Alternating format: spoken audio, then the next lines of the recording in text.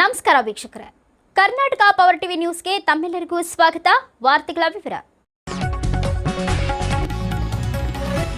Gangavathi July 4 ನಗರದ July ನಗರದಲ್ಲಿ ಹೊಸ ಆಟೋ ನಿಲ್ದಾಣವನ್ನ ಇಂದು ಭಾನುವಾರ ಸ್ಥಾಪಿಸಲಾಗಿದ್ದು ಅದನ್ನು ವಿವಿಧ ಗಣ್ಯಾತಿಥಿಗಳ ಸಮ್ಮುಖದಲ್ಲಿ ಉದ್ಘಾಟಿಸಲಾಯಿತು. ಈ ಕಾರ್ಯಕ್ರಮದಲ್ಲಿ ನಗರಸಭೆ ಪೌರಾಯುಕ್ತ ವಿರೂಪಾಕ್ಷಿ ಮೂರ್ತಿ, ನಗರಸಭೆ ಅಧ್ಯಕ್ಷೆ ಹೀರಾಬಾಯಿ, ಉಪಾಧ್ಯಕ್ಷೆ ಸುಧಾ ಸೋಮನಾಥ್ ಹಾಗೂ ಮಾಜಿ ವಿರೋಧ ಪಕ್ಷದ ನಾಯಕ ನವೀನ್ ಮರೇಗೌಡ ಪಾಟೀಲ್, ನಗರಸಭೆ ಸದಸ್ಯ ನೀಲಕಂಠ ಕಟ್ಟಿಮಣಿಯವರು ಉಪಸ್ಥಿತರಿದ್ದರು.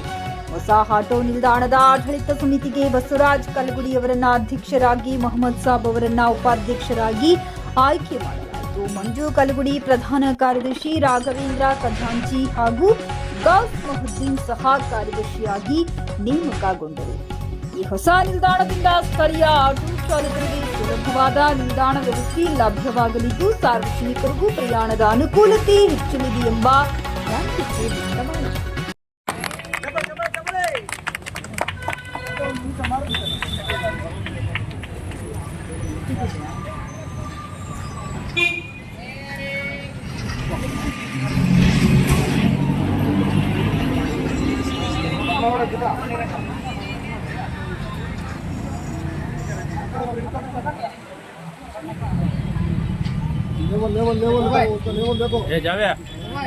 जावेदा सीधा कटा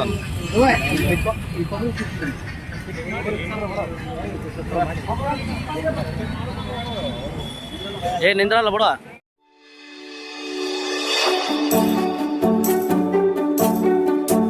ನೀವಿನ್ನು ನಮ್ಮ ಚಾನೆಲ್ಗೆ ಸಬ್ಸ್ಕ್ರೈಬ್ ಮಾಡಿಲ್ಲವೇ? ಹಾಗಿದ್ರೆ ತಡಬೇಕೆ? ಹಿಂದೆ ಸಬ್ಸ್ಕ್ರೈಬ್ ಮಾಡಿ, ಬೆಲ್ ಐಕಾನ್ ಪ್ರೆಸ್ ಮಾಡಿ, ಶೇರ್ ಮಾಡಿ, ಕಮೆಂಟ್ ಮಾಡಿ.